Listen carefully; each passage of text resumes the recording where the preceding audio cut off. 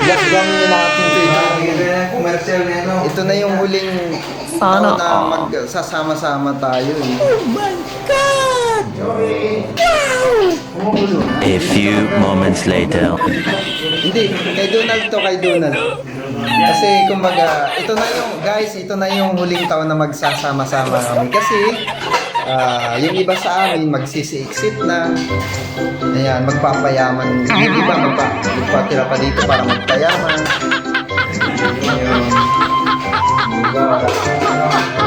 Si Mr. Anta, i-exit na kasi may papasukan ng kabaret sa Pilipinas. Nag-aantay na.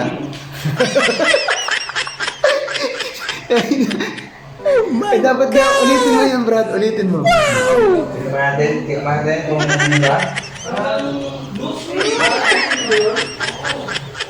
Ilaw pa, ilaw.